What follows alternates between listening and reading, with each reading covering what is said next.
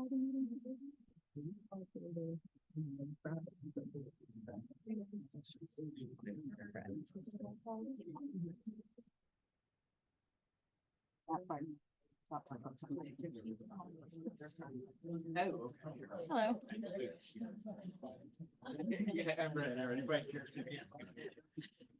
I will just show you. Yeah, come on up. Good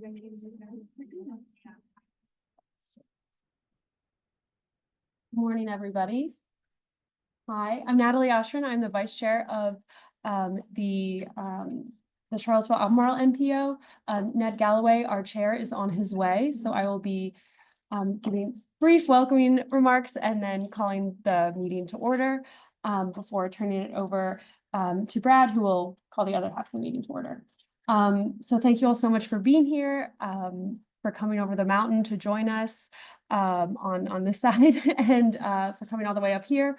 It is the week without driving, so also thank you to those folks who got here either by carpooling or biking or some other form of transportation. For more on that, I know we have someone else mentioning that later, so I'll leave that description to Peter. And then thank you so much for Taylor and all of the SAW-MPO staff for coordinating this. This is going to be a lovely meeting. It's nice to see all these faces in one place. So I will now call to order and Taylor will take our roll. Thank you. Good morning, everyone. Can you hear me? Yeah. Sean Nelson. Present. Counselor Oshrin. Present. Counselor Pinkston. Here. Supervisor Mallett. Here. And Supervisor Galloway is absent. Okay, thank you very much, and good morning. I'm Brad Arrowwood, Vice Mayor of Staunton and Chair of the Staunton Augusta Waynesboro MPO. We considered the idea of biking or walking here, but many of us had schedule conflicts that we would have had to start last night. So I'd like to go ahead and call our meeting to order so we can get moving here. We don't typically do a roll call. We just trust that you're here. So, thank you very much.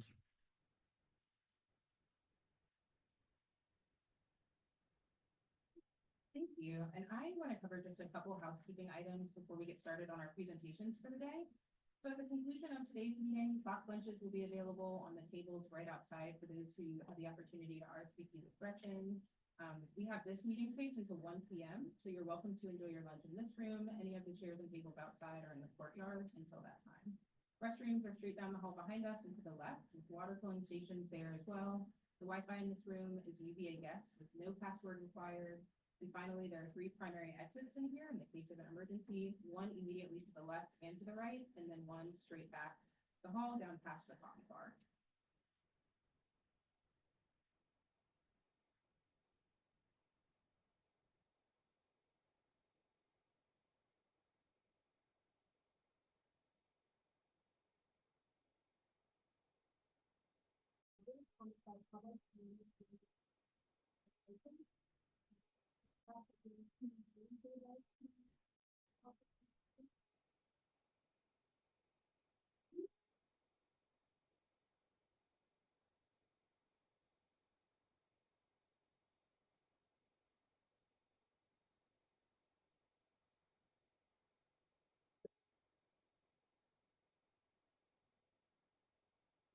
Good afternoon, MPO policy boards from both our side of the mountain and from the other side of the mountain. Thank you so much for coming. Those of you, my name's Peter Krebs. I'm from the Piedmont Environmental Council, and I provide backbone for our local mobility organization, which is called the Piedmont Mobility Alliance, that unites bikers, transit riders, like all kinds of people who get along with or without a car. And yeah, and those of you who work with me know that I love when people work together, and I especially love when these two ecosystems actually work together to create the transportation backbone that makes it all work together. As Natalie mentioned, our alliance is really supporting, for the first time, the City of Charlottesville embracing the week without driving. It's just an opportunity to explore sort of how the other half lives, how those who don't have vehicles do manage to get around. And it's also an invitation to learn new ways to get around. And so I'll circle back to that in just a minute, but back to the Mobility Alliance. We are hosting our bi-monthly social this evening. I was hoping to coincide it really well with this meeting. You guys are finishing up around noon. Our gathering starts at 4. So if you find yourself on this side of the mountain, still, we invite you all to come. That's 4 o'clock at 3 Notched Craft Kitchen and Brewery. And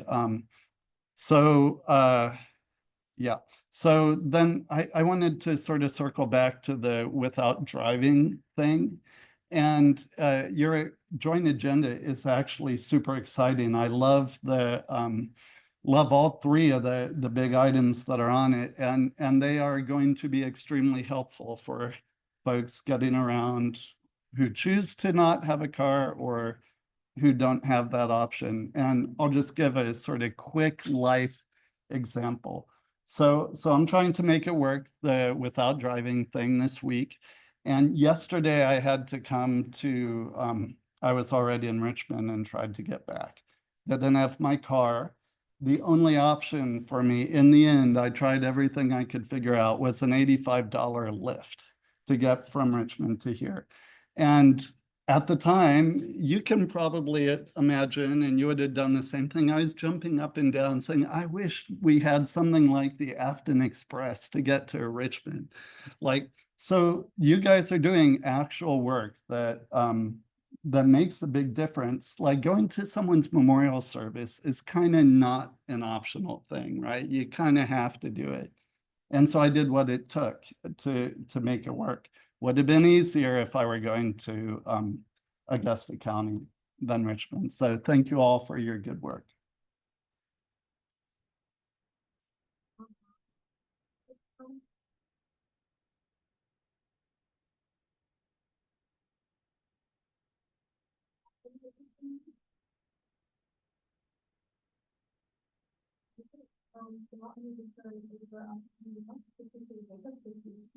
EJPDC Executive Director.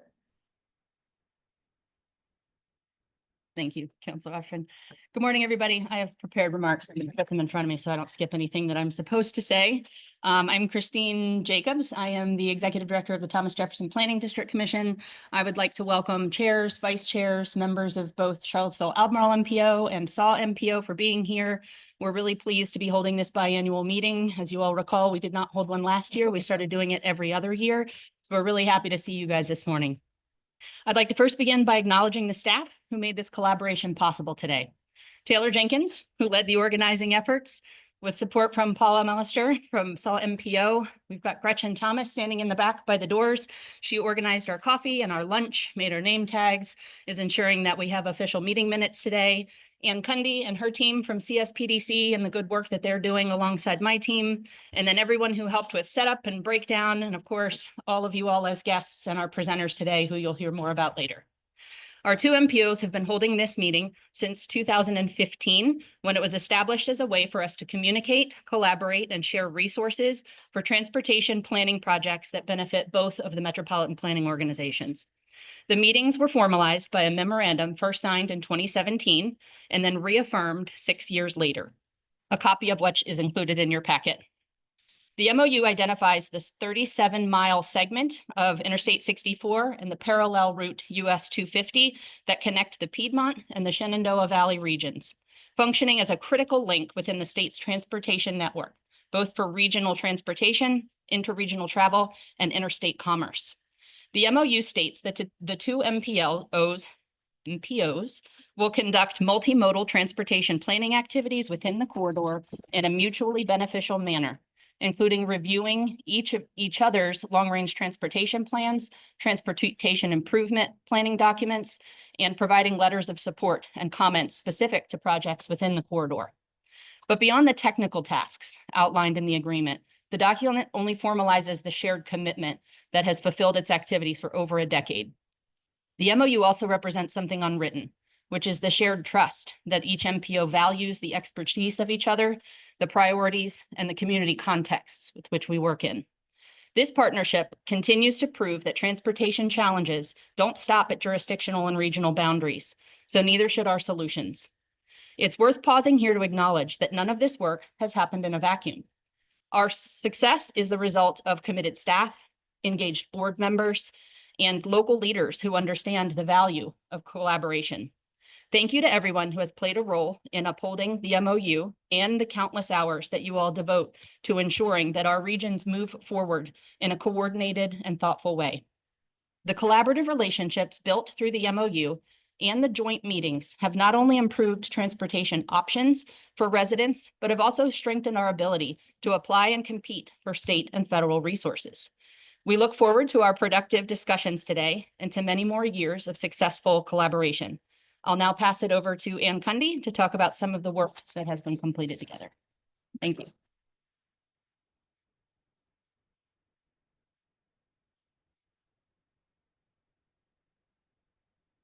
Good morning. You know, before I read my remarks, I want to note that at our office, we have this long-standing tradition of if you unintentionally twin with somebody else, you have to take a picture and put it on the side of our kitchen refrigerator. And I just realized that Christine and I are twinning right down to our rolled sleeves on our blue blazers. So it's the executive director uniform today. So again, I'm Ann Cundy. I'm the executive director of the Central Shenandoah Planning District Commission, and chairs and members of our two MPO policy boards. Thank you so much for being here today. I would like to thank members of our staff as well. So that would be our Director of Transportation, Paula Malister, our Transportation Planning Team, Zach Beard and Gareth. Will y'all please wave in the back? And then our Transit Team, Devin Thompson and Danielle Gannon. We also have our JMU Graduate Assistant, Kayla Dixon, with us today. She's doing work across many different programs for us this year. And of course, the TJPDC team who helped with all the coordination, set up and breakdown as well. Thank you for being the host MPO this year. Along the lines of what Christine said, meetings like this are an opportunity not just to discuss policy, but to celebrate progress and set our sights on the future. And in particular, I'd like to highlight a couple of the significant projects that have been completed or gotten underway since we last met 2 years ago along this corridor that we share, I-64 and US 250. These corridors connect our two regions by way of Staunton, Augusta County, Waynesboro, Albemarle County, Crozet, Charlottesville. And not only is this corridor essential for residents, but also for freight, for tourism, economic development, access to healthcare, and higher education on both sides of the mountain. So several of these completed projects have addressed critical safety needs along I-64, I-81, and US 250. On I-64, one of the most visible projects that was recently completed by VDOT is the Afton Mountain Congestion Warning System that you'll hear about more when VDOT shares their updates. And alongside that, you'll hear about progress on the Crozet Tunnel connector trail that Waynesboro and Augusta County have been working on for a long time. Significant interchange improvements and many projects related to safety, including new roundabouts and a truck arrestor on 250 on the Albemarle County side. So since we last met in 2023, we've also leaned heavily into multimodal planning. These corridors additionally serve as vital routes for public transportation, and we've seen the exceptionally successful launch of the Afton Express, as well as construction beginning on a new park and ride in Crozet. As we look ahead, there's the planned Virginia Breeze route that will connect the Shenandoah Valley to Hampton Roads with stops in both of our regions. That kind of work exemplifies the interregional connectivity that our partnership was designed to support and facilitate. None of these projects would have been possible without partnership and leadership from our jurisdictions, our state agency partners, VDOT and DRPT, and many public and private stakeholders. That work ensures that projects move from planning to completion and that the benefits are realized on the ground. Beyond individual projects, what's remarkable about these efforts is how they fit together and are coordinated as part of an overarching regional strategy. Rather than working in isolation, our two MPOs have been intentional about aligning priorities, sharing data, and coordinating stakeholder engagement. Since we began these meetings over 10 years ago, the partnership is as strong as it's ever been, and we look forward to continuing the work of previous MPO leadership. I want to thank each of you for your role in this partnership's success and emphasize that I-64 and US 250 will continue to be an important piece of our region's mobility, our quality of life, and our economic strength. So thank you so much, and I look forward to all of our great discussions today.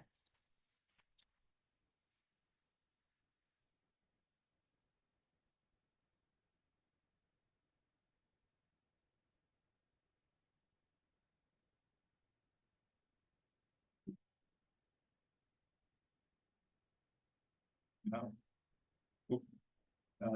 Good morning, everyone. I apologize for my I'm going to turn this meeting over to tardiness. Vice President Bella, who's the chair of this.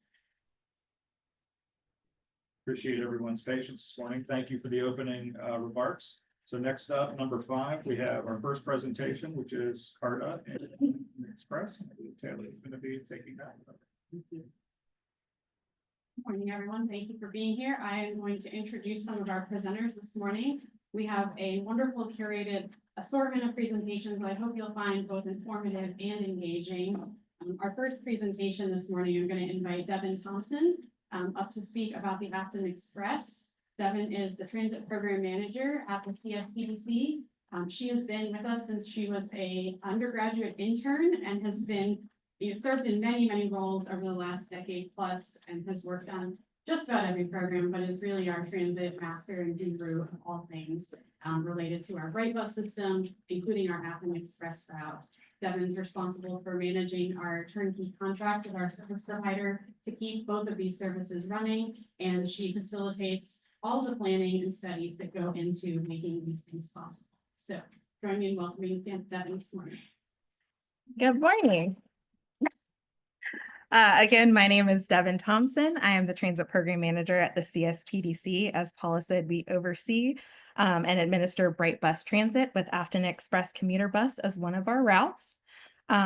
So I just first want to start by thanking you all for your continued interest and support of Afton Express. In September, we marked 4 years of operating service.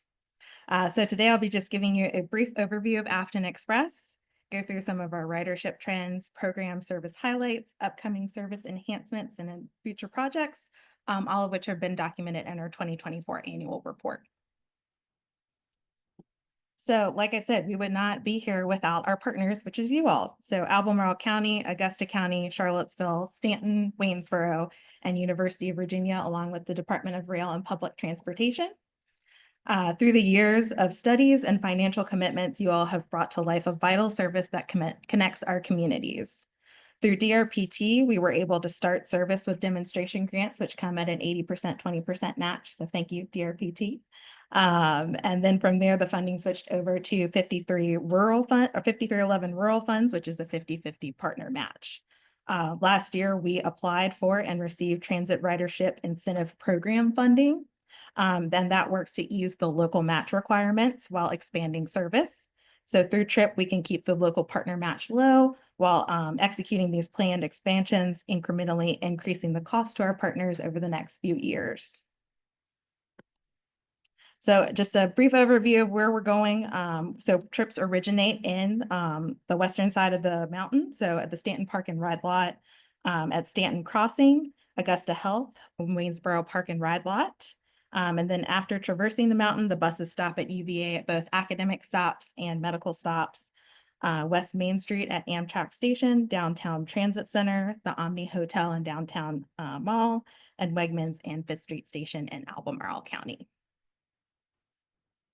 So as you can see, we have some ridership growth that we enjoy seeing and hope to continue seeing.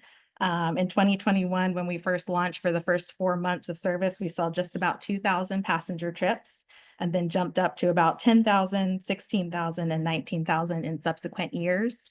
And then as of 2025, January through August, we've seen nearly 16,000 trips generated. So hopefully we're on track to see that bar graph grow next time I give this presentation.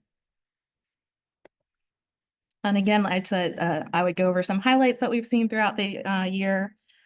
First off, Wahoo Commute. We were immensely excited when UVA implemented their new Wahoo Commute program. So under this program, all UVA affiliates ride Afton Express for free. And UVA's parking and transportation department subsidizes these fares. But beyond just being beneficial for employees and bolstering Afton Express ridership, it also sets precedent for how employers can deploy commuter services and benefits. Employees get free rides and can log their trips and receive payment directly to their paychecks for those trips logged. And it's not just bus trips, any alternative mode trips count. But I will say, to be eligible, those folks must forfeit their yearly parking pass, which I'm sure they're heartbroken to depart with, but they still get a special daily pass that they can use. This program also helps UVA reach their goal of carbon neutrality. Also, during the year, we relocated 2 stops on the western side of the mountain, Staunton and Fishersville. In Staunton, we had been stopping at the Staunton Mall, or former Staunton Mall. It's less of a rubble pile, but it's getting prettier. But we did relocate to Staunton's new park and ride lot at Staunton Crossing, which is right off the interstate of 81 and 64. This lot is also served by the Virginia Breeze DRPT, and will be futurely served by Bright Bus. In Fishersville, we moved the stop from Fishersville Park and Ride, which was the Bright Transit facility, over to Augusta Health, which is an established Bright Bus partner. They requested the change as they have some of their workers making the reverse commute, so starting in Charlottesville and Albemarle and heading over to the western side of the mountain. We also launched our mobile data collection system, which made the change over from manual data to electronic, giving staff access to helpful performance data more easily. So the system also includes GPS on the buses, which will be used as backend information when we are ready to implement a third-party Where's My Bus app. And then looking ahead, we have some exciting plans on the horizon. In the summer, we issued a notice to proceed to a consultant for technical assistance for analyzing ridership data and rider input to consider possible service changes to the Afton Express schedule to better align with work schedules and passenger needs.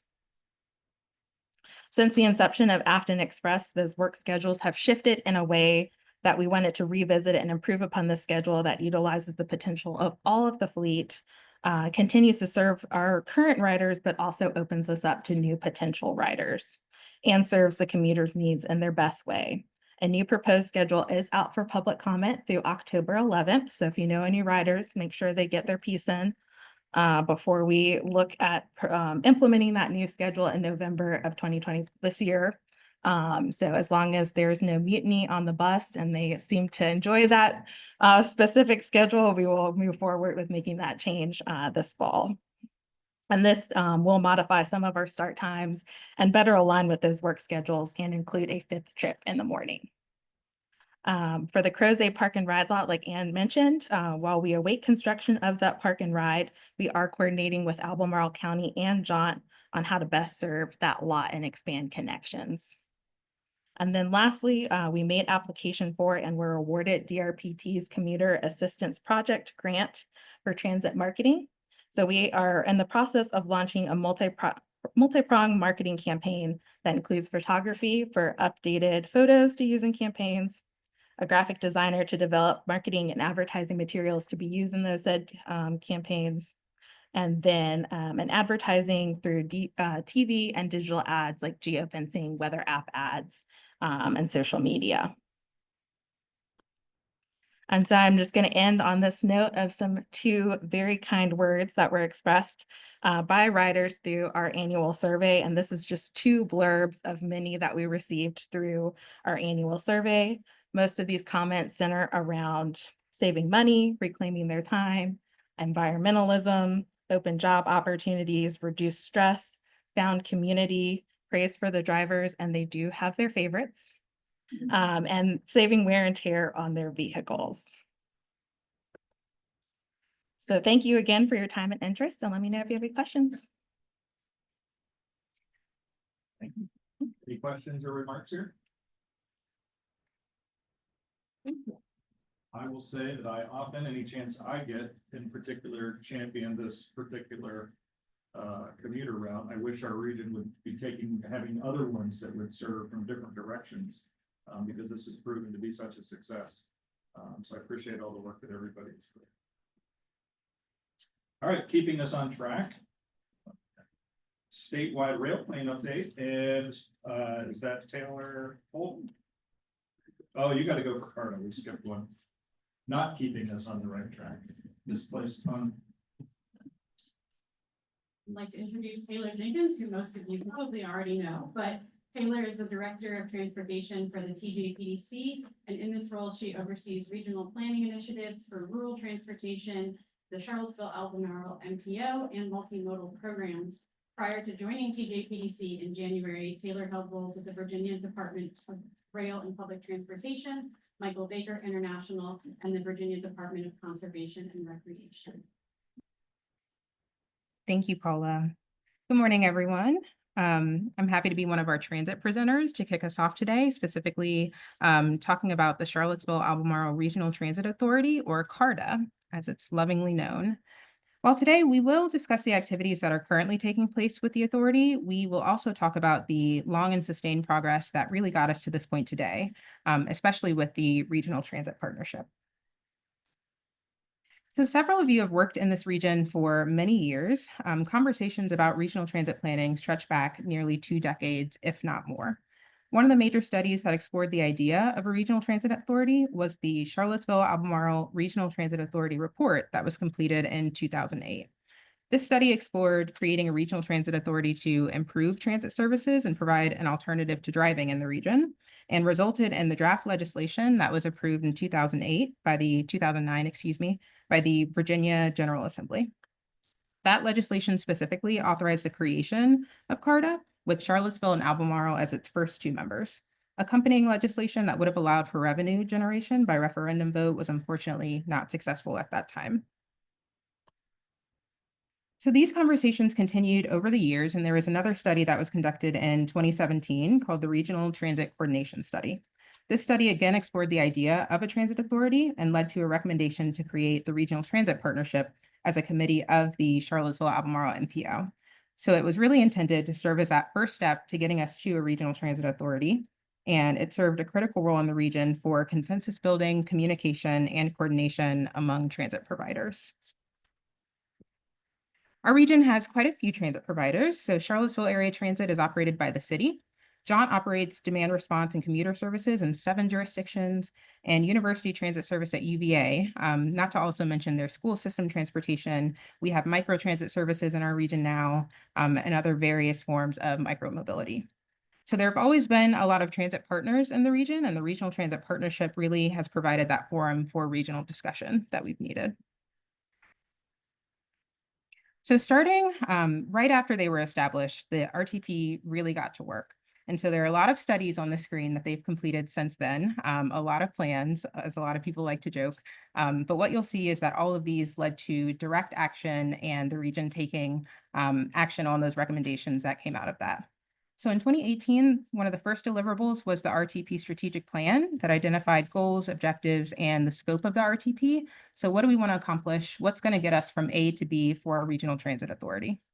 In 2022, the Albemarle Transit Expansion Study was created or was completed, and that resulted in the launch of microtransit service. And we have microtransit service in zones along US 29 and also in Pantops in the county.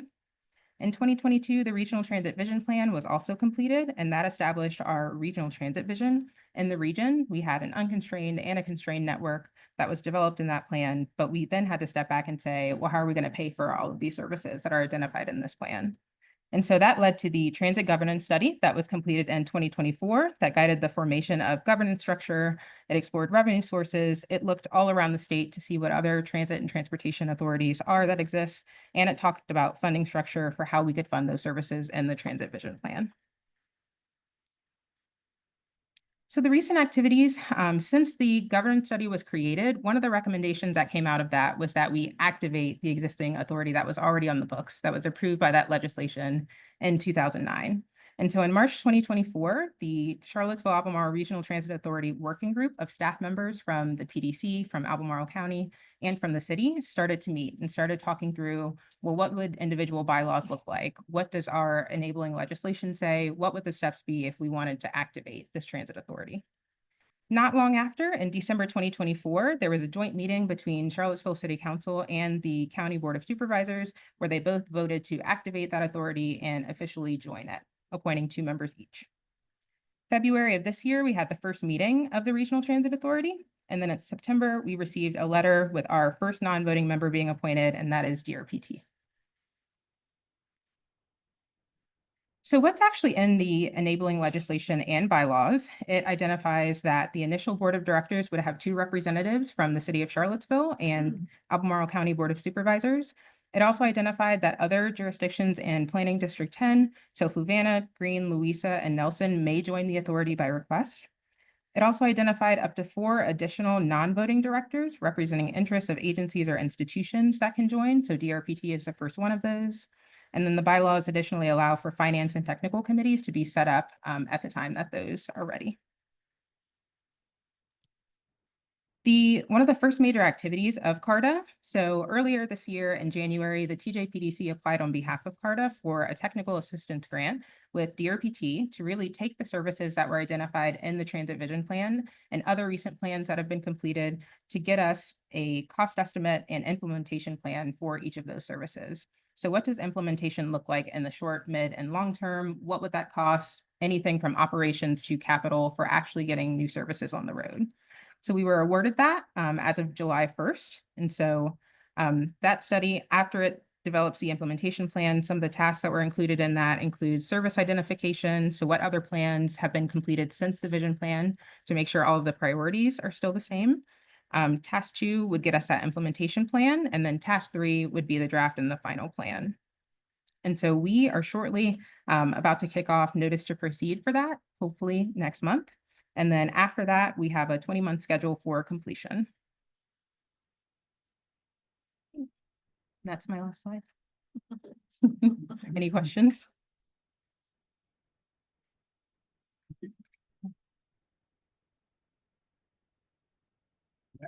Now we've got the statewide rail plan. It's Taylor Holden. Taylor Holden is a rail and planning data manager. Mr. Taylor Holden, sorry. Yes, multiple Taylors. Didn't know that name. Taylor Holden is a rail planning and data manager with the Virginia Department of Rail and Public Transportation. In his role, he supports statewide rail programs and leads the development of the Virginia statewide rail plan, which he's going to talk about today. And he's been with DRPT since 2022. Thank you. Green is on. Cool. Perfect. Hi, everyone. Thanks for having me. My name is Taylor Holden. I'm a rail planning and data manager, and I'm here to talk about the upcoming Virginia 2026 statewide rail plan. So I've cut this down quite a bit from my usual, so hopefully I'll make it within the time. But I'll cover kind of what is a state rail plan, cover our previous one, the 2022 state rail plan. Just kind of, we get this question a lot, kind of what is DRPT versus VPRA and what are our different functions, particularly going into the rail plan. And then looking ahead of kind of what we're looking at for the rail plan vision. And then if there's a little bit of time, which probably not, but we can talk about kind of what information we'll be looking for you all when we do begin the engagement process. So statewide rail plans. This is the guidance that you can see here from the FRA, but states at their own election may prepare and maintain a state rail plan. There's various reasons for this. In the past, in order to qualify for certain federal grants, you had to have an active state rail plan. That's changed a little bit in recent years. However, many states are continuing with this process to kind of maintain that continuity. they are updated on a 4-year cycle, which is why we're getting started next year. So kind of our rail plan purpose is it records progress and charts our path forward. We always try to make it data-driven and align it with VTrans, the Virginia Transportation Plan. 2022 was the first rail plan that we had. Our sister agency, the Virginia Passenger Rail Authority. So they spun off from us in 2020. So that's kind of a new element of coordination. Rail plans work on a 6 and 20-year horizon of kind of all our data that we're looking at. And then they are meant to be comparable state to state and year to year. So this is the general outline that the FRA provides. It's fairly loose. You know, they've got these chapters that they want. However, states can really kind of put as much or as additional information into it as you would like. One of the biggest pieces is the public engagement piece, which you'll see later. We're hoping to kick off early next year. So to look back at the 2022 rail plan, kind of our big accomplishment with that one was that we built it entirely in Esri story maps. So it's all fully digital with multimedia applications, so interactive maps, dashboards, that sort of thing.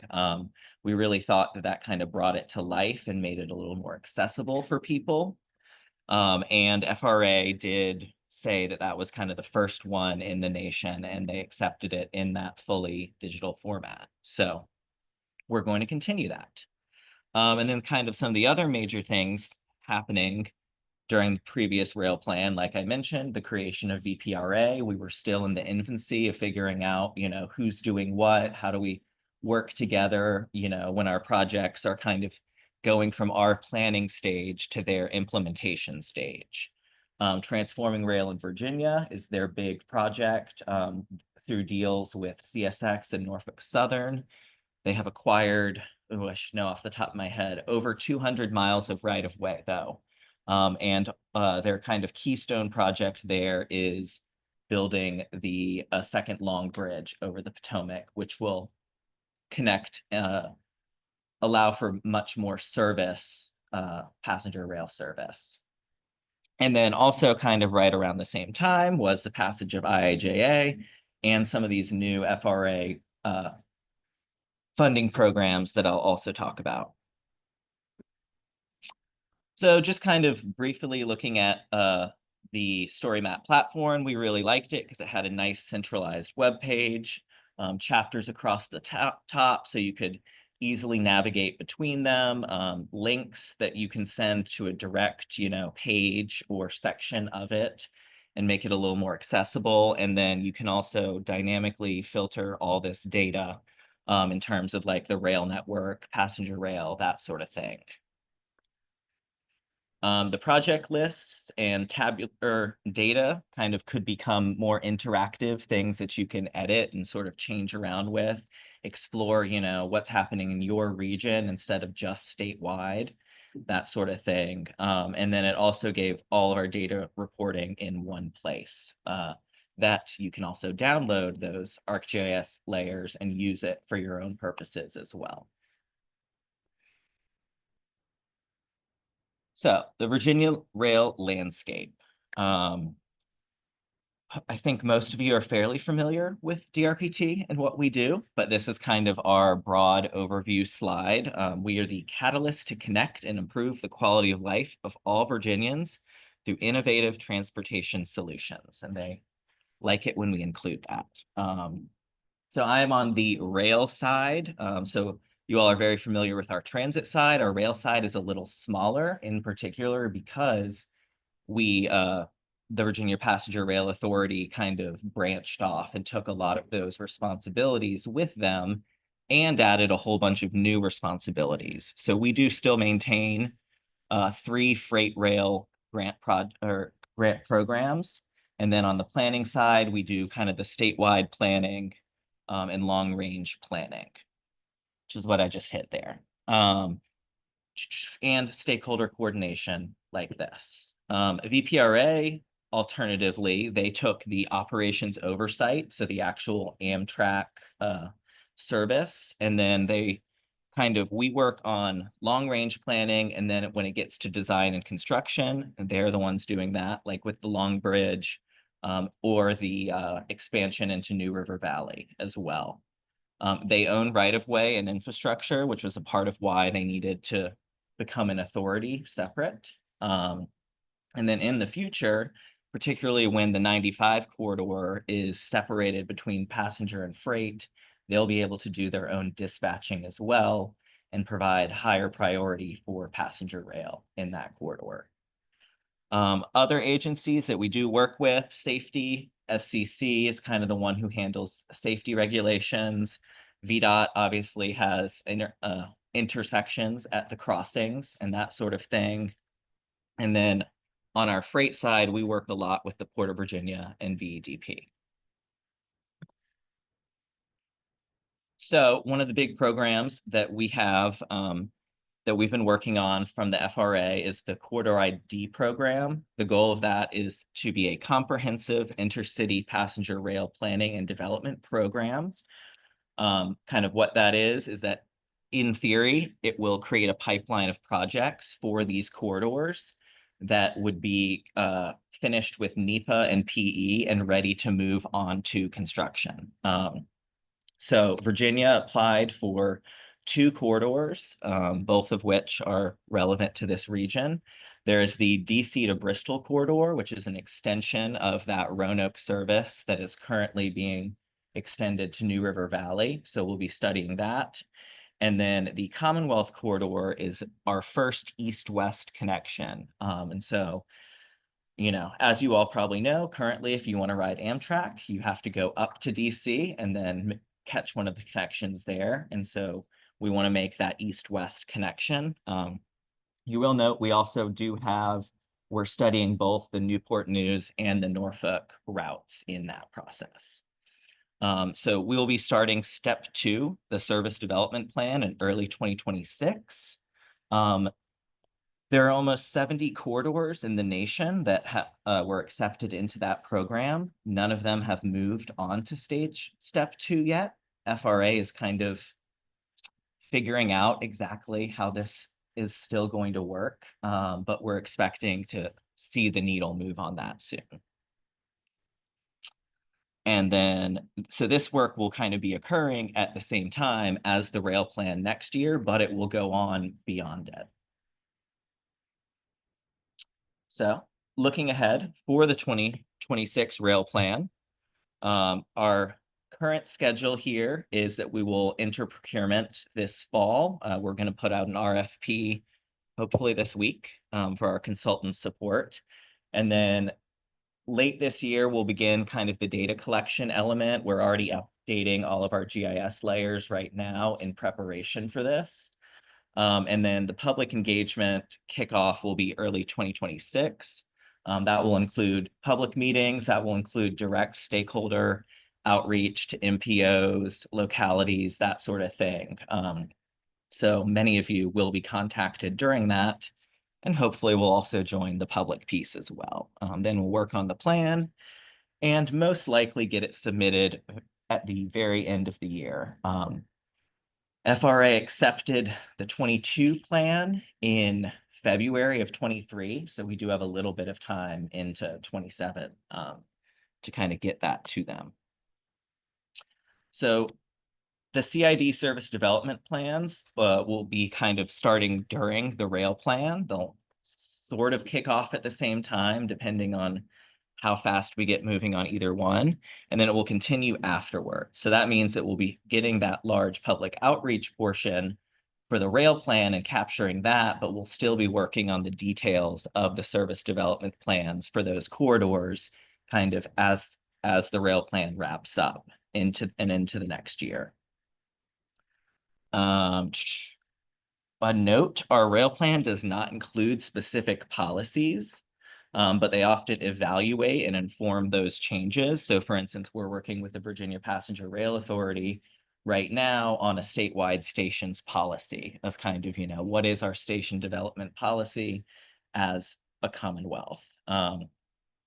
We also take information from the state rail plan process, and that goes back into our freight grant programs and how we sort of make those changes, tweak that, and then also sometimes smart scale changes, which there may be some changes into how freight rail projects have been scored in smart scale, which they have never been scored, but there is an interest in getting more freight projects through smart scale. So our 2026 plan priorities are to kind of record and discuss Virginia's changing role in passenger rail with VPRA's creation and the acquisition of all this right-of-way. It's a big change for Virginia. Not many states own as much right-of-way as we do. And that's kind of something to really figure out how that's going to change in the future. Currently, they're building out their major projects, and so they're very focused on that, but something will have to be coming after that process as well.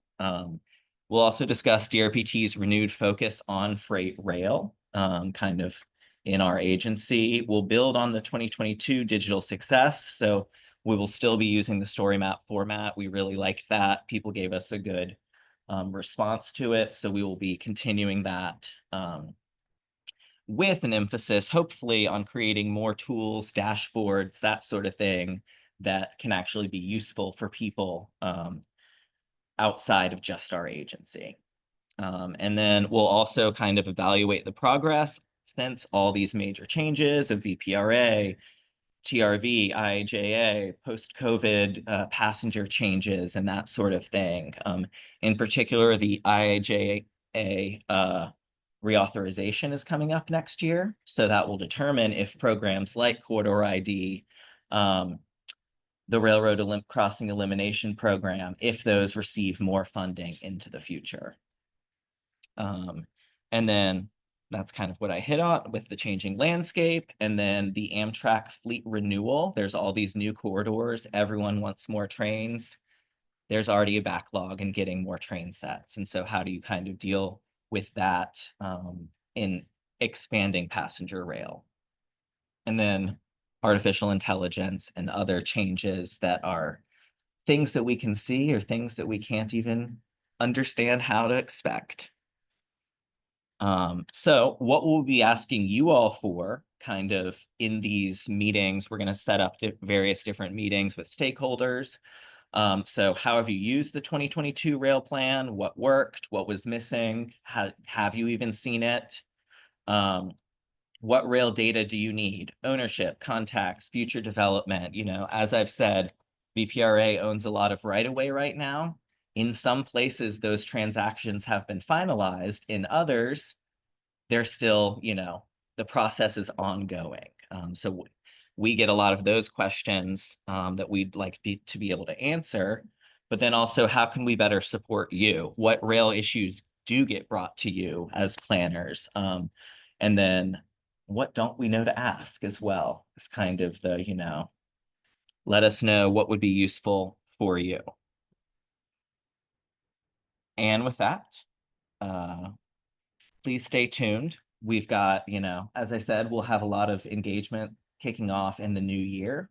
So for now, I hope that has got you excited for the rail plan. And I did bring a whole bunch of the Virginia State rail maps that are out there if anyone wants to pick some up.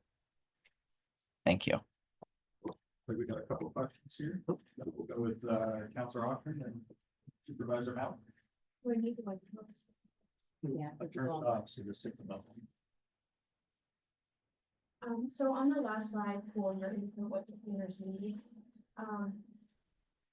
you mentioned right after that there's going to be rounds of public engagement. Is that how you want these questions to be answered, or do you want us to email you at your contact info that either is great. Definitely a part of, you know, when we're having those meetings, please, you know, show up, provide that input, that sort of thing. But also if there are things beforehand, my email is open. Yeah. Great. Thank you. Mm-hmm.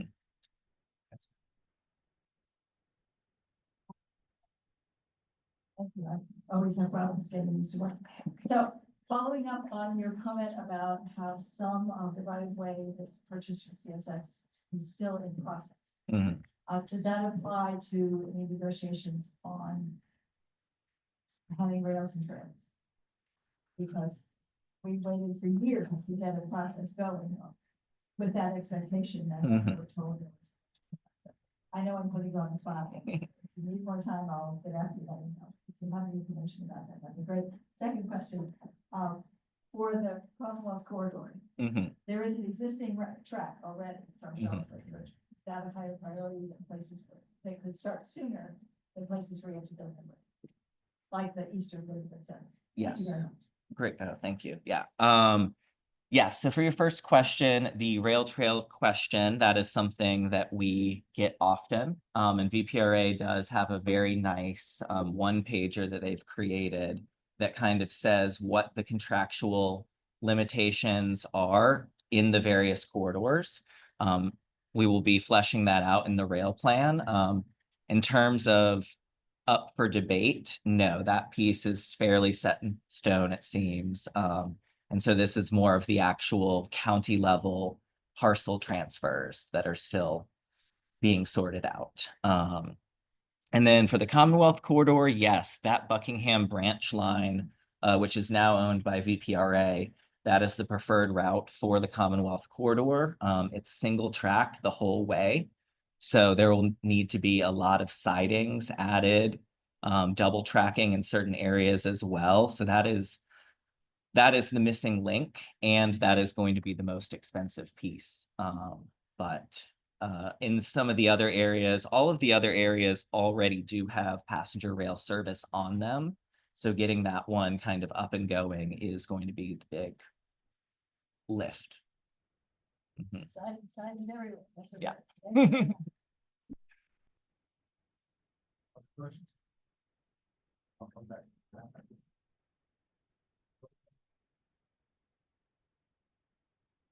Thanks, Corey Schultzberg, MPO Technical Committee, for Albemarle MPO. So I think for this body, this joint body, the daily cardinal service is of big interest. I recently heard a suggestion that VPRA and maybe ERPT are looking into a Virginia-sponsored daily cardinal if the long-distance cardinal corridor ID doesn't work out.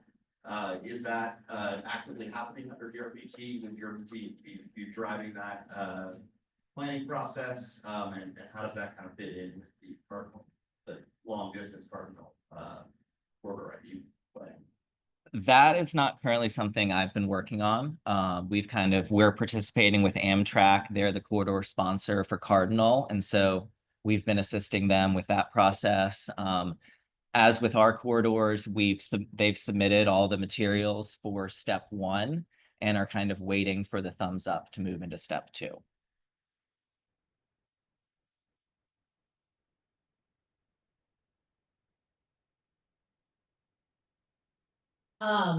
You had very quickly mentioned smart scale and possibly putting rail programs under that umbrella, funding umbrella. So in rural Virginia, we have a lot of problems competing already. Is there going to be, I guess my question is there going to be additional funding to accommodate the rail program, or are we competing now for our projects with rail projects? Because there's only limited funds, and that's an issue currently. Great question. The freight rail projects are currently eligible for smart scale. We have never had one submitted. And so since those are kind of regional projects, those would likely come from an MPO. So that would kind of be an MPO level decision about, whether to put that forward. Any other questions or comments?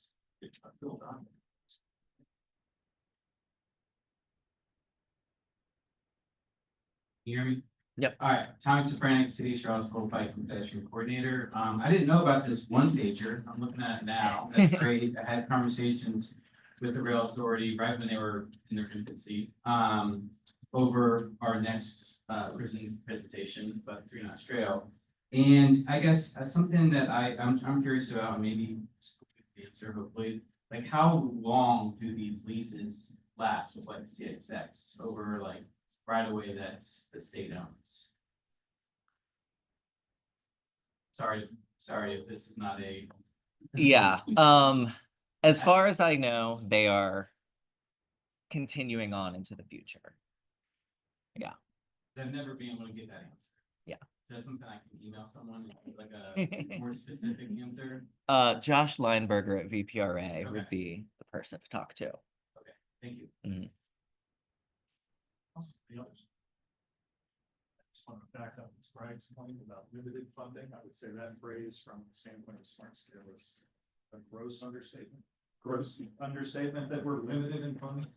$30 billion in projects and $8 billion approved, and $1 billion in local match going to it. So it's something that if they don't expand the funding just for what exists now, it's going to be a problem for you all as well, right? Yeah. All right. Sorry about that. Any other comments? All right. Next up is the update on the Three Notch Trail and Mr. Kevin McDermott. Kevin is the Deputy Director of Planning at Albemarle County. Kevin has been with the county for nearly a decade. I'll note prior to that, he was with us at the CA-MPO, so we're a little partial to seeing him today. His roles range from Principal Transportation Planner, Planning Manager, and Interim Director of Planning. And his current role, one of his responsibilities includes serving as the project manager for the Three Notch Trail Master Plan, which he's going to talk about today.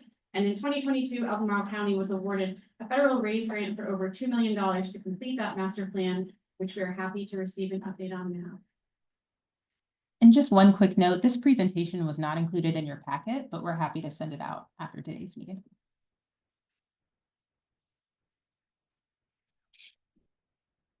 All right, thanks. It's great to see all my old colleagues and from the other side of the mountain. I remember in 2015 working with Ann and the staff at the MPOs to plan the very first one of these joint meetings. So it's good to be back. So today I get to talk a little bit about the Three Notch Trail shared use path. It's an exciting project that's the county has been looking at for a long time. I'm going to go over the history of the effort with the Three Notch Trail, benefits of the trail, the project purpose, project area, what we've been working on, and what to expect next.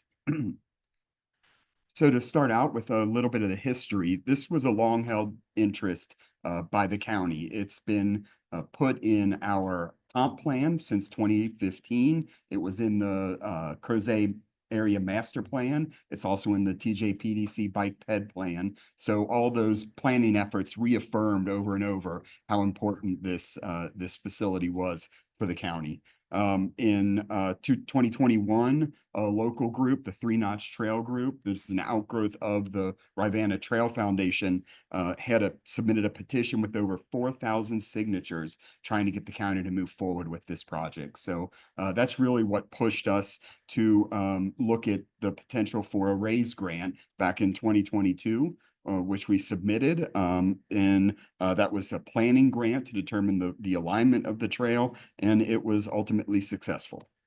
Some of the things when I think about what maybe interested the folks that were making the decisions on race, some of the things I thought may have pushed them or attracted them to this project, just thinking about the trail system throughout Virginia. So you can see right there at the red line where one comes up to the Blue Ridge Tunnel. I really think that the success of the Blue Ridge Tunnel put this project on the radar of the folks making those decisions. We're working with the City of Waynesboro right now. They're on our team, and their efforts with Augusta County to extend that trail down into Waynesboro, I think that struck some interest. And then the success of the Capitol Trail from Richmond to Williamsburg, and that potential to have a future connection that you see go across the central Piedmont there from Charlottesville to Richmond. I think all those things really played into this being selected.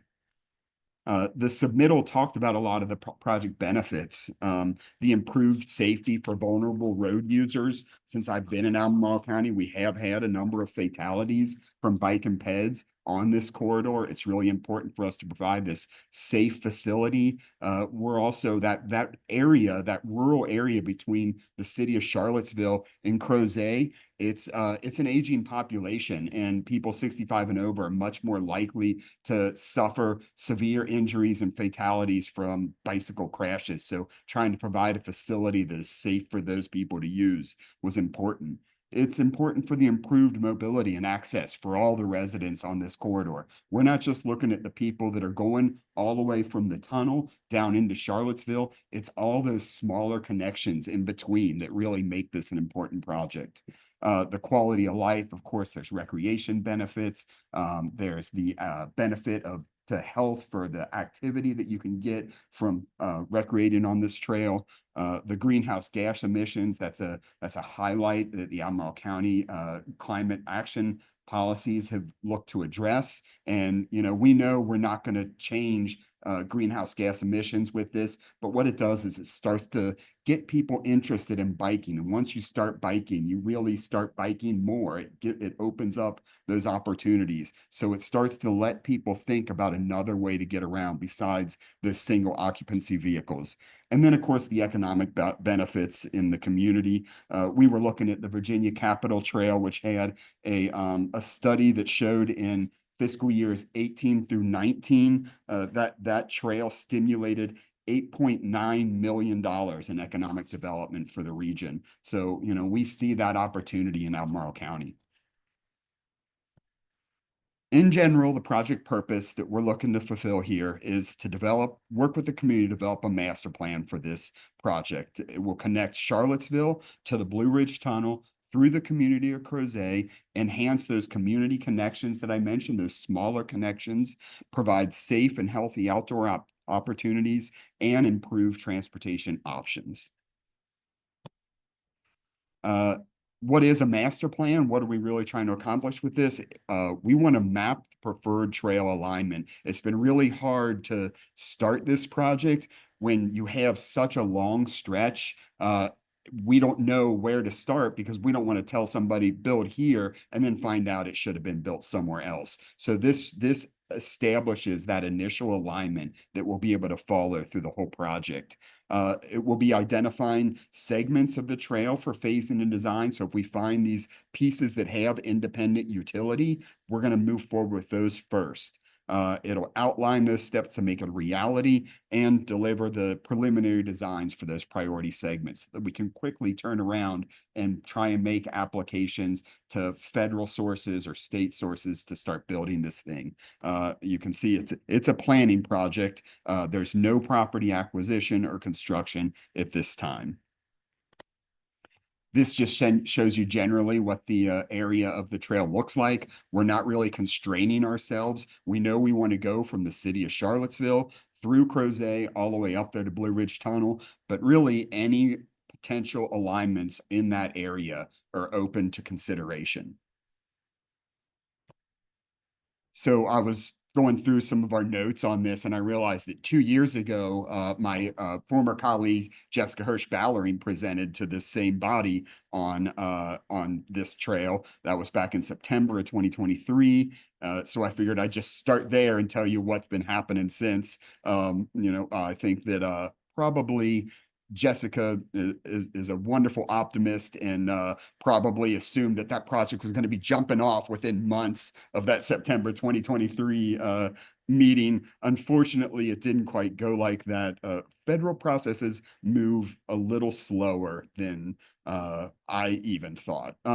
Since then, we did get a signed grant agreement. That they gave us the feds gave us a template for that. We sent back our copy. They came back with notes 3-4 months later. And then so we sent it right back to them 3-4 months later. They sent us additional comments. That's how that goes. So, it took almost a little over a year, I think, to actually get that signed grant agreement. We then went through a competitive procurement process to identify a consultant team that could do this plan for us.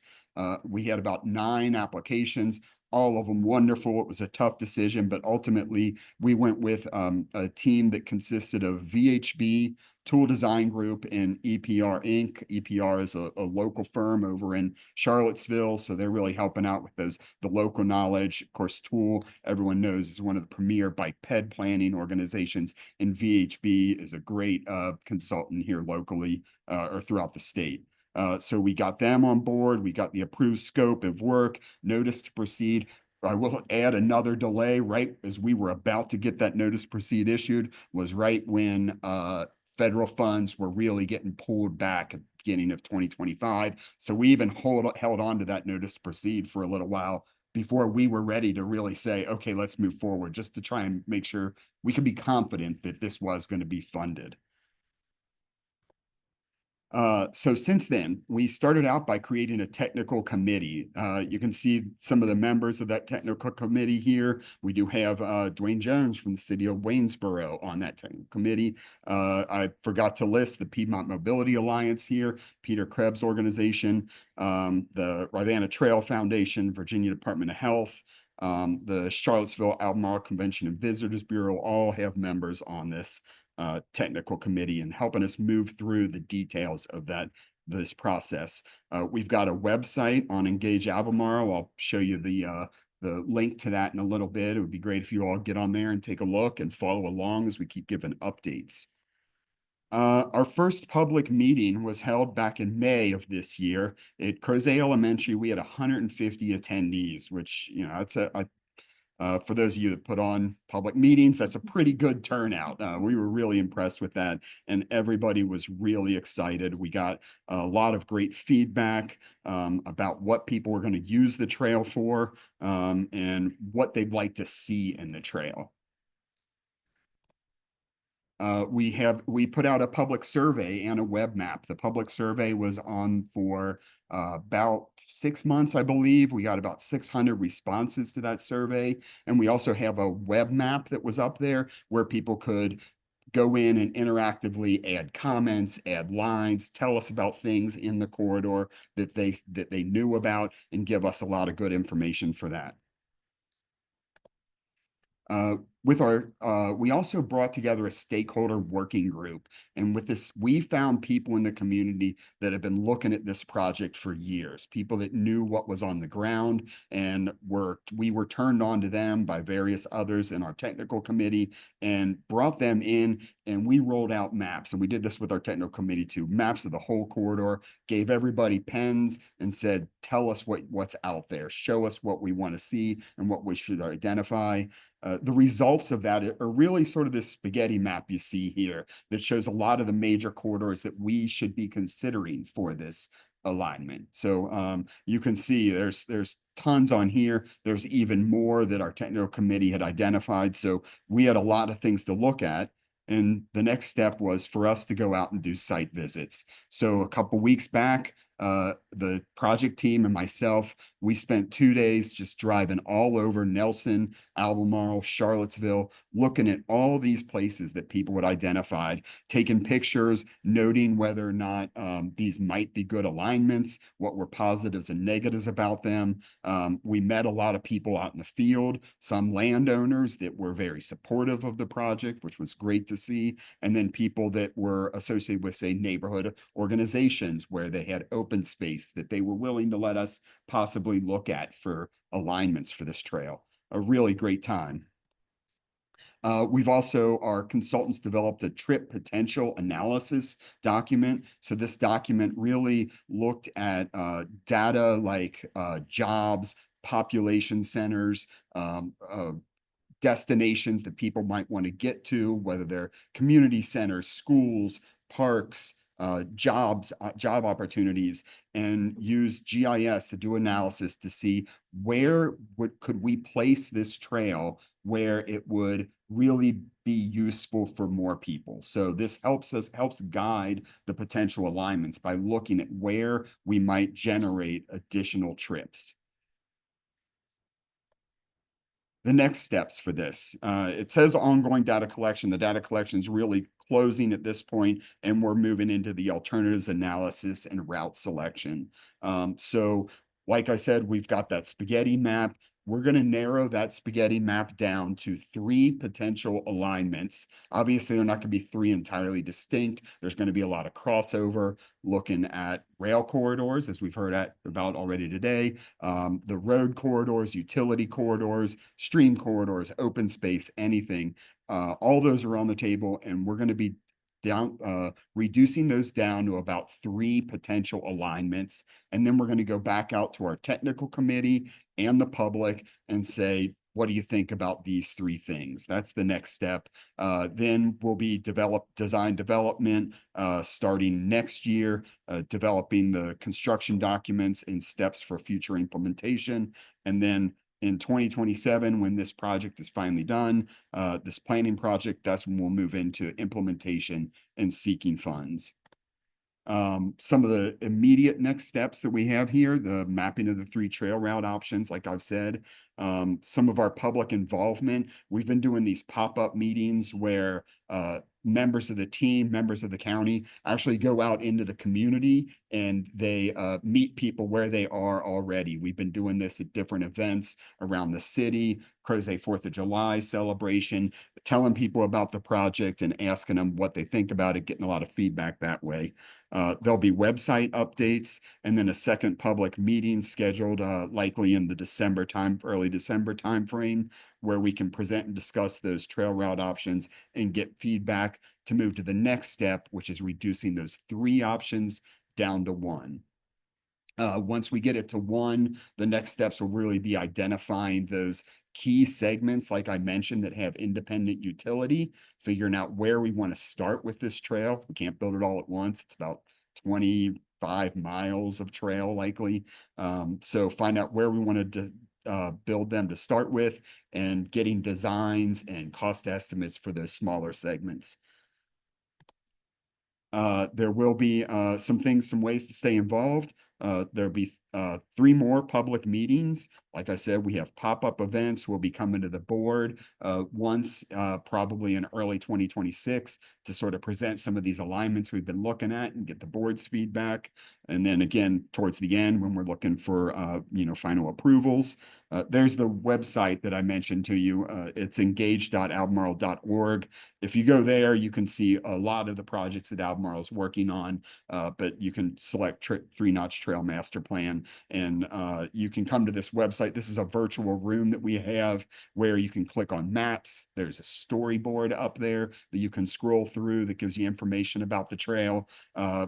Right now, the comment form is not open. We're collecting data, and we'll open that back out once we have some additional information. So that all will be back up there. And then you can also sign up for newsletter updates on that website. That's really all I have for now, but I'm happy to answer any questions. Any questions or comments here?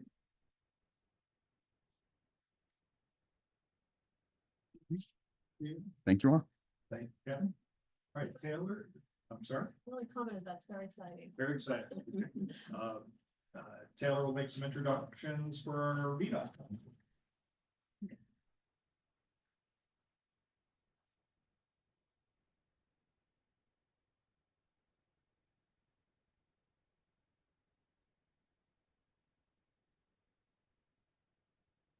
Right, so we have a joint presentation from VDOT today, so I'm going to introduce both of our presenters and let them pass it off once they finish their slides for their respective districts. So our first presenter will be Matt Dana, who is the Assistant District Administrator for Preliminary Engineering, Planning, and Investment Management for VDOT Staunton District, which covers 11 counties and 8 cities in the Shenandoah Valley. With over 20 years of engineering and leadership experience, Matt currently oversees project development and design efforts across the district and has held previous roles ranging from project management and as the district location and design engineer at VDOT. Next, we will have Sean Nelson, who is the Culpeper District Engineer responsible for over 10,000 lane miles in VDOT's Culpeper District, which covers 9 counties and the city of Charlottesville. Sean first joined VDOT in 2005 and has held many positions before this one, including Richmond District Maintenance Engineer, acting as Deputy District Engineer for Maintenance and Operations in the Hampton Roads District, and Resident Engineer at the Fredericksburg Residency. Please join me in welcoming the 2 of them.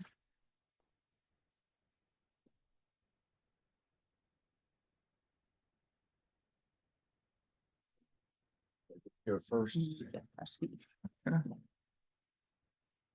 Like Taylor said, I'm Matt Dana. Let's see, I don't know if I'm supposed to get that going. I have a long title. Most of my passion and where I started is in design and project management. So that's really kind of my passion, public involvement, and I mean coffee too, but I mean outside of coffee. That's really where I am. So this is a good day. We can talk about some of our projects. This first slide is kind of the basis for why we're all here, and you know, this combined effort between the two, the CA-MPO and SAW-MPO, it's really to facilitate that communication and cooperation across this 64 and 250 corridor. So we will talk about some of our projects. The first one, Ann referred to earlier, is our Afton Mountain Congestion Warning System. So that's a system that will, as we know, Afton Mountain, today we experienced, or at least I experienced, some of the fog coming across the mountain. It's a frequent area with not only weather events, but also congestion, particularly westbound, the truck climb and so forth. There can be congestion. So this will provide signs that will provide real-time status of congestion due to incidents, terrain, weather, and so forth. Also at exit 99, there's lighting that will help you know, mitigate some of the crashes in that area. So those projects are complete. The lighting's in place. As far as the warning system, we're working to integrate that with our traffic operations center. One of our big projects, it's about, I don't know, about $120 million, is the 81 widening from mile 220 to 225. That's essentially through the Staunton area. That's the addition of another lane in each direction through Staunton. There's also an auxiliary lane project that's from exit 221 to 220. That project has been completed, which for me personally is a good thing because my bridge was closed for like 1.5 years and I had to go around the other way every time I wanted to come to Staunton. So that's a big project that's going on as part of our I-81 corridor improvements. So that's exciting. That's set to be completed in September of 2027. We've got a project up at the 250 exit 99 interchange. We're looking at a signalized green T, and I apologize, our graphics aren't a little better. Fortunately, we're in here with a lot of folks who understand what a green T is, maybe even better than I do. But at the intersection of the ramps from 64 and 250, there's often a lot of congestion, particularly with vehicles turning left, as well as there's a lot of, it's kind of a crash hotspot as well. So this will allow, not only will signalize it, but will allow traffic that is westbound to pass through the signal without having to stop for the signal. There's also a SAW-MPO study looking at the potential rebuilding of or redevelopment of the I call it like where the abandoned Howard Johnson's is and the old Holiday Inn and so forth. That property, so should that, you know, we kind of wanted to have an idea, should that ever come online, or eventually the pressures, I'm sure, will at some point that will be developed. We looked at potentially having a roundabout in that area. And on 340 in Waynesboro, we have some operations and safety improvements along 340. One of the projects is a signal coordination and access management project. So those signals will be better coordinated with each other. We're also eliminating a signal there at, I believe it's like Lennox Place, which is kind of adjacent to the Walmart, to improve movement through that corridor.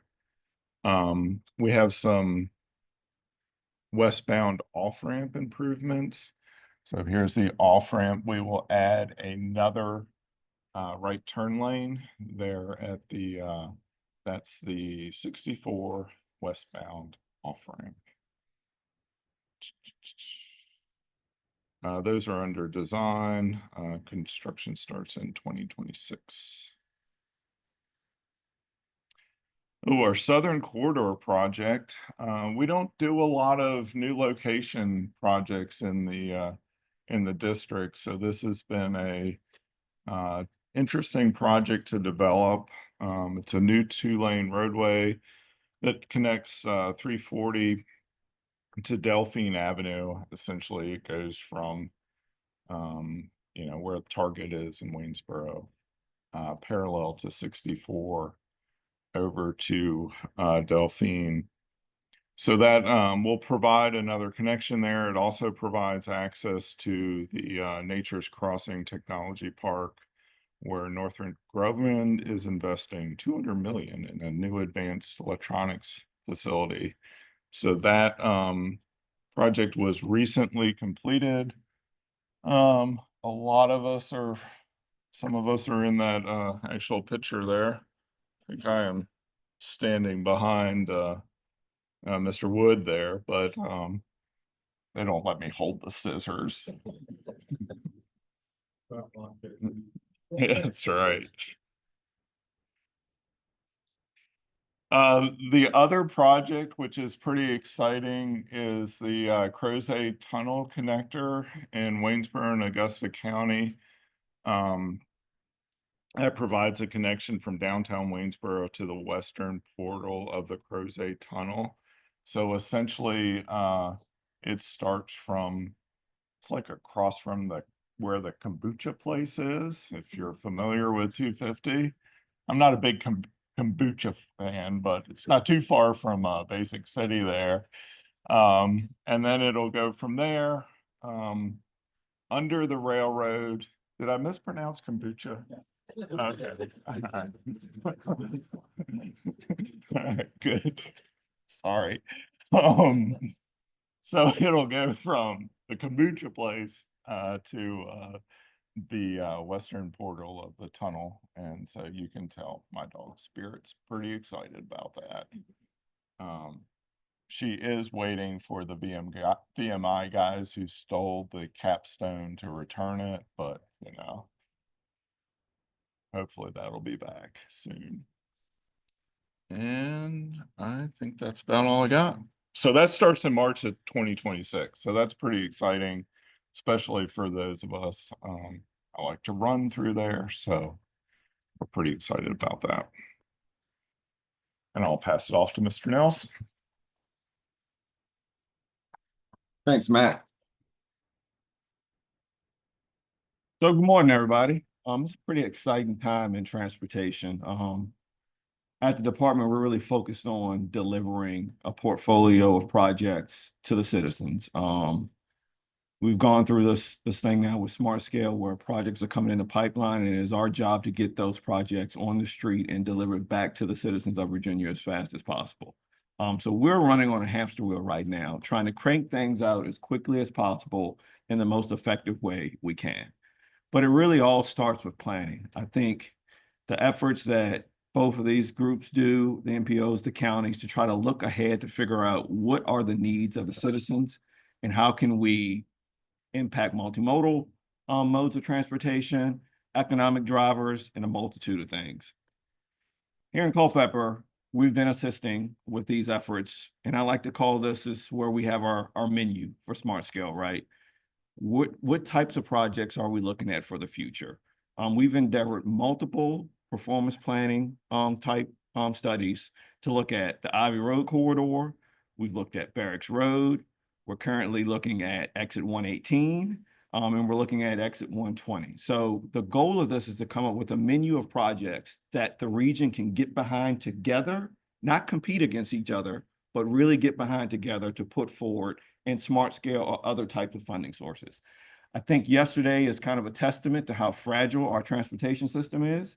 There was, unfortunately, a truck that hit the bypass, the 601 bridge right there at 29-250, which pretty much locked down the area for a majority of the afternoon rush.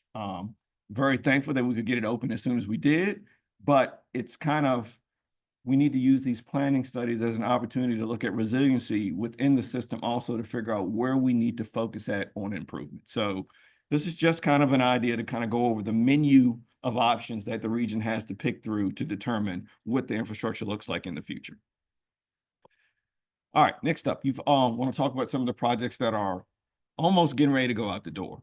This is the Exit 107 Park and Ride that you've heard multiple people talk about today, which will also serve transit. This project will provide 24 spaces right there at Exit 107 as you go into Crozet, and this actually project is going to advertisement in December. It has left the district, it is waiting on central office to put it out on the street.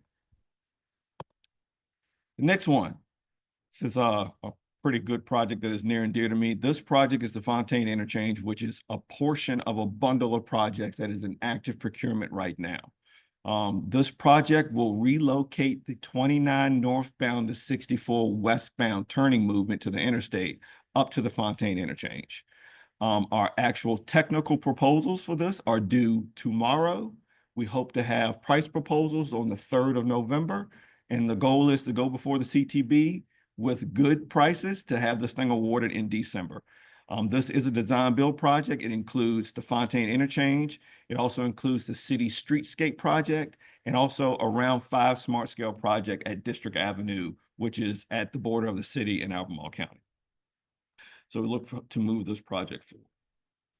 The next one, this is a legacy project on the 250 corridor at the intersection of 250, 240, and 680.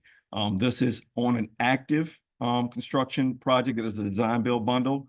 I call it a legacy project because it kind of sputtered out and it was on some churn where it was not being delivered.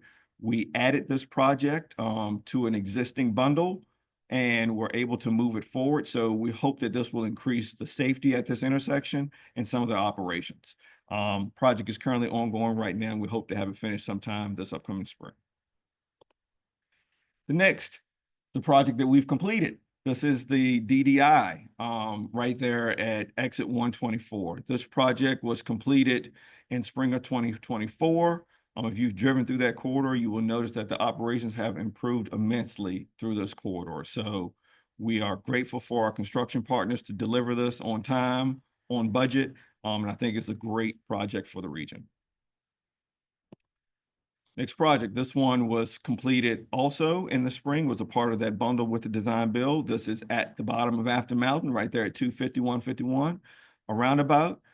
This is a fairly unique project in the fact of what came up while we were constructing the project, which I believe I talked about at our last joint meeting, where it was a big safety issue where trucks that were descending the mountain coming down would lose brakes. Well, we didn't know that really until we started construction, because the construction workers were having to run out of the way of runaway trucks. So as a part of this project, we went back to the drawing board because I was concerned with a roundabout and runaway trucks. A truck can really navigate potentially a signal or a stop condition when coming down a mountain, but it's kind of hard for a truck to navigate a roundabout. So if you're coming down a mountain and you hit a roundabout, it's a totally different story than coming to a stop condition. So we installed, through a work order, a truck arrest ramp, which from my knowledge is the first on the East Coast for this type of truck arrest ramp. It's got these chains that actually stop the momentum of the truck as it goes down the ramp. It actually caught its first truck earlier this year. So we were, the truck arrest ramp was successful at stopping a truck that had lost control coming down Afton Mountain. This project itself, just last week, won a commissioner's award, and the design build project itself has been had accolades nationally at different awards. So this is a testament to some of the work that the team has done to make sure that the infrastructure is safe within the region. That's it for the VDOT Culpeper District. As I said, it's an exciting time for the department. We're looking at delivering probably over $170 million worth of work within my district to the Commonwealth within the next fiscal year. So we are really trying to get the investments back out to the community. And I'm here for questions if anybody has any. Any questions? All right, we got other. Sorry, where was their hand? Oh, perhaps. Sean, that truck arrestor system is pretty cool, and it's also pretty rare that you have something that's like that's X cost immediately saves lives. Can you speak to how much that addition costs? Multiple millions of dollars to the project, and we, by partnering with our central office folks, they realized that it was a huge safety concern. So I know there was some safety money that was put on the project to accommodate the extra cost on that. So it was multiple millions of dollars in order to get that constructed. Had to get right away, had to negotiate with the billboard that was there. It was very complicated. There was no other option. I mean, it had to happen. Yes. Thank you for the updates. And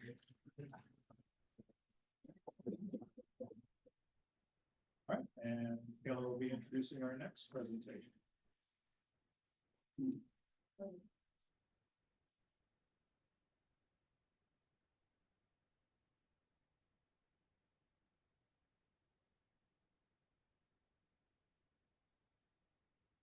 Right. So finally, here to provide remarks on behalf of the Virginia Department of Rail and Public Transportation is Zach Chalkton, Chief of Public Transportation. In his role, Zach leads statewide efforts to support and expand transit services with Virginia's 40 transit agencies, working closely with localities and regional partners to improve mobility options for Virginians. With a background in both local government and transit administration, Zach brings perspectives from his previous roles as the Williamsburg Area Transit Authority Executive Director and Charles City County Administrator. Please join me in welcoming Zach. Okay. Right. Thank you. Can everybody hear me okay? So yeah, it's just great. I appreciate all the multimodal talk discussions we've had today already. It makes us feel very much at home. And I don't know how many of you know, I mean, Taylor Jenkins used to work for us. Taylor Holden was in the office for a time. So we certainly had some, and Taylor told me I was between, you all and lunch. And so she hasn't really changed. If you want to know what she's thinking, she's going to tell you about it. But it's great to be here. So I'm here on behalf of DRPT. Our director, Tiffany Robinson, couldn't make it. She had a conflict, but I'm happy to be here. I'm a native of Lynchburg, Virginia, so I used to come up here a lot, but I pretty much would. So 118 is about the only exit I would sometimes go to off of 64, but learning more about it. So as the gentleman was mentioning earlier about getting between Richmond and Charlottesville potentially without having to pay $85 for a lift. There is an effort underway, and Ann mentioned it also about perhaps a new route for the Virginia Breeze, which if any of you haven't heard of Virginia Breeze, it's the intercity bus system. Intercity bus is something that is required by the federal government if you have some rural funding that you get. And so our actual intercity bus, which is again branded the Virginia Breeze, was started in 2017 and first served Blacksburg, and it's been very successful. There's something in Blacksburg that provides a lot of riders. You all can make that connection yourself. And it gets them up to the Northeast, and it's been growing every year, and it's very popular. So we also expanded service and found some other routes during COVID. And we actually had some service suspended during COVID from about April of 2020 to July. But then we instituted it back, you know, soon after the pandemic was kind of under control, if I could say that. So it's something we operate with Dillon's bus service. We don't operate it directly. You know, we're not experts at that. We just provide it and fund it with our operator. So this shows you the current ones again. I mean, Richmond is the most westward area here. Again, this is for rural counties. If you all are familiar with the Golden Crescent, I mean, you know, Virginia. West of that is very rural. And so that certainly is where we're concentrated, as you can imagine. So 81, 29, that area down to Martinsville and Danville. So so the Valley Flyer was started about 2017. Piedmont Express, which goes from Danville to DC, was about August of 2020. Sorry, August of 2020. So was the Capital Connector, August of 2020. And then down to Bristol was instituted in November of 21, the Highlands Rhythm. They've all been quite successful since the beginning. I mean, there's changes going on that we have to adjust to as well as we try to keep the service successful. So future routes, as I was just mentioning, so you see we're looking at something, we've been connecting to the Northeast, but we also have a large urban area down in Hampton Roads, as you know, millions of people there. And so we're trying to look at, you know, providing this east-west route that will hook up the rural areas of the valley with the urban area in Hampton Roads and others, even Richmond, goes through Richmond. So we're working to procure the service, working on negotiations with schedules and stops and things like that, which is not always the easiest. So these things do take some time to get. I don't know if it'd be the most convenient option, but you know, $85 versus maybe spending a day in Richmond otherwise, you know, that's kind of the calculation you have to make maybe. But so so certainly, and we also are working with, you know, a lot of things aren't just concentrated now towards the Northeast. If you all know, I mean, Raleigh, Charlotte, all those areas are very much growing. A lot of people moving there, and so we've established some relationships with. North Carolina also has its own intercity bus service network, and so, you know, Danville is right there on the border. If you all know Danville and Martinsville, a lot of them are going to go to Greensboro, Winston-Salem, and there is already even a route that goes from Raleigh to Norfolk via Northeast North Carolina there. So those just things we're trying to just give you know, Virginia citizens the best ways to get places without having to get in their car. I mean, if there's not rail there right now, certainly bus is much easier to put on the road. And so just something else we're working on with our southern neighbor. So this is just where you know, we're looking at, again, we're in negotiations right now, looking for those rural stops. You know, there's a lot of urban area between here, but there's also some rural areas that we want to connect. And so that's where we're focused right now with this. So the one other effort going on, just to kind of tell you about, is if there's anything that, you know, we can say is important to all of us from every level, it's the importance of working with our seniors and our vulnerable populations. And so that's what this is about, our coordinated human service mobility plan. It is something we're required to do as part of receiving certain funding from the federal government. They call it 5310 funding, that helps us to pay for some you know, infrastructure for these human service agencies and area agencies and agencies, things like that, to help transport these. And so this plan is required so that we know we're, you know, have something, a guide to go when we're spending this very scarce money. Actually, there's not a whole lot of money that goes towards this if you ever looked at it for the needs out there. So this plan is very important. The 2025 update, this is what we go through. Some of you, I don't know in this area who might have worked with them. I'm sure you hopefully had the chance to put in your some comments. But you know, we certainly, there's a process to this, and so we go through, you know, 5 different stages. As you can imagine, it's kind of a normal planning process. But then the timeline for us is up through, we started in about early 2025, so it'll be about a year. It'll be a little under a year by the time we finalize this within DRPT. But so again, you see we had surveys out there, looked at what's existing.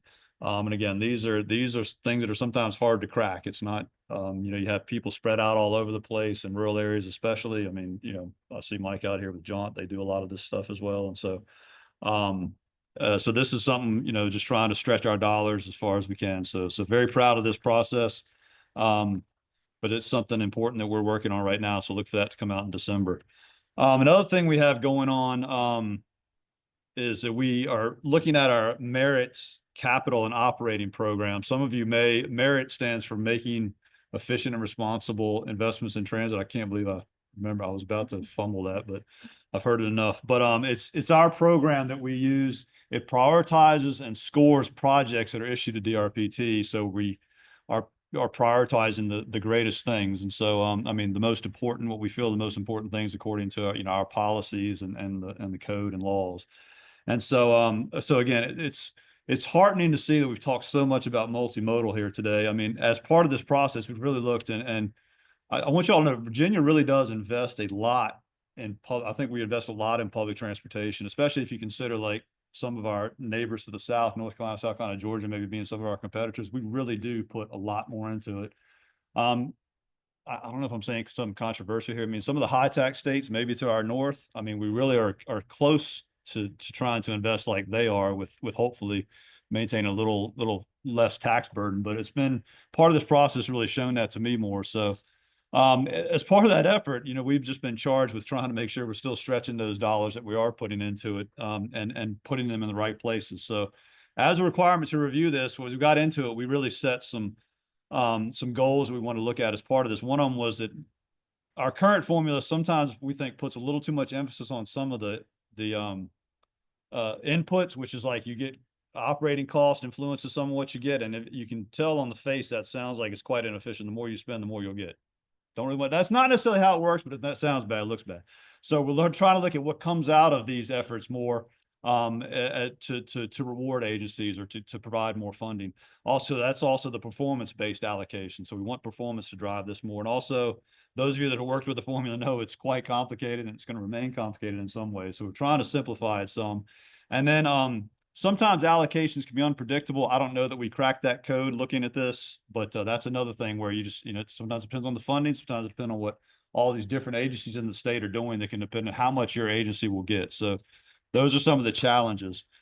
Just to kind of show you what we're looking at, I mean, the capital assistance, I'll talk about that first. Capital is where, again, we get projects in and we prioritize them and score them, and then we'll allocate or award projects based on how they score in our system. So three things we look at: state of good repairs, just trying to keep your current stuff up to snuff so that you're not spending more on maintenance, you're not unsafe, things like that. So that's our priority. And I'll talk about all these a little bit in a second, but yeah, we basically have three types of categories. So one change we're looking at as part of this review was just defining a little bit more about what we do. We get a question all the time. So I understand an SGR project. You got a bus that's 12 years old, it's time to replace that bus. Boom. You're probably gonna get that awarded.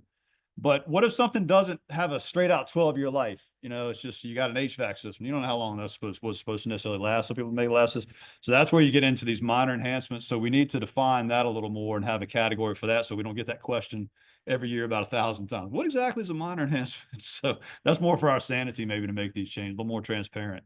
And then on the major expansion side, those larger projects that we get, we're making it to where those can be more SGR now, because it was really like expansion before, but we really haven't gotten many of those. So we're scaling that back to include SGR there. So it's a little more transparent again. And then we're also just trying to use the process to get some outcomes we need. And this is basically saying that we're going to be rewarding. You can get a few extra points if you're managing your projects well, if you're managing your grants well.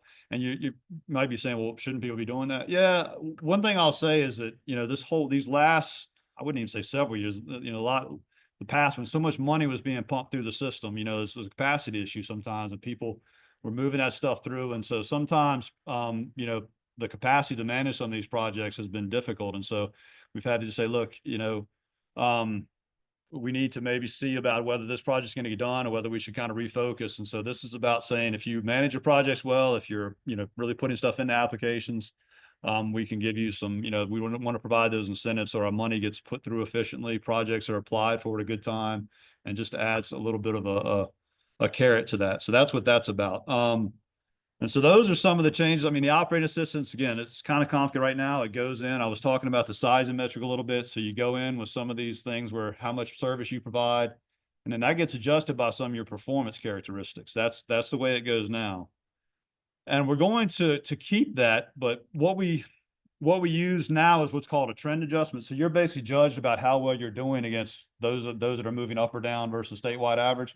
The problem with that we found is that you can be a high performing agency but you're not going up anymore. You've kind of hit, you know, a plateau of good performance. But someone that was not performing well, but that's going up because they're starting from a lower point, they can get a performance boost while you actually get knocked on that. So that was something we started to see. Probably COVID might have caused some of that because you saw these dips, and but that is something we want to move away from. So we're trying to we're implementing this. We're recommending implementing this one where, you know, it's more direct. And so agency A and B, as you see, agency B can still get some performance boost, but it wouldn't be at the expense of agency A. And so again, very complicated how this works, but it's just after these years, we finally have seen there's a little bit of a perverse incentive, some perverse outcomes there that we want to try to take care of, and so that everybody's getting rewarded for good performance, regardless of whether it's, you know, coming from bad performance.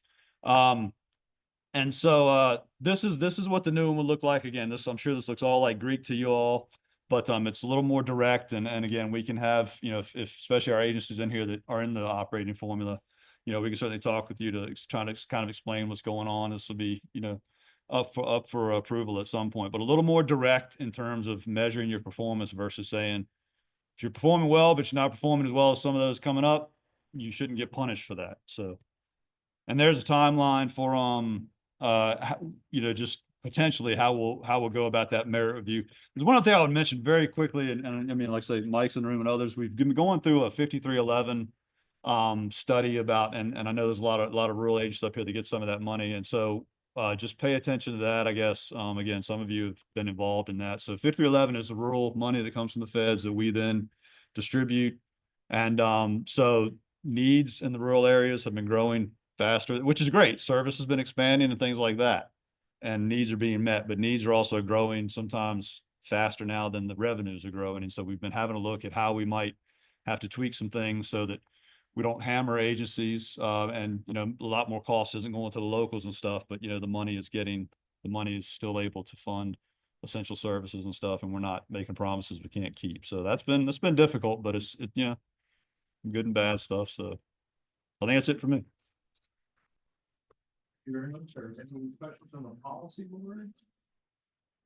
I asked if any other questions in the room. You can catch Zach in transition. 12 o'clock, man. That's right. And Christine, any closing remarks you'd like to make? Right. I would like to thank the staff of both MPOs for organizing today's joint meeting. Certainly appreciate all the policy board members who joined us from across the mountain. So now we will be transitioning to lunch on adjournment, and staff will be directing us and providing direction, I'm sure, to how that's going. It's outside in the lobby. Outside in the lobby, so you'll find it outside. Thank you, everyone, and with that, the Albemarle MPO stands adjourned. We are adjourned.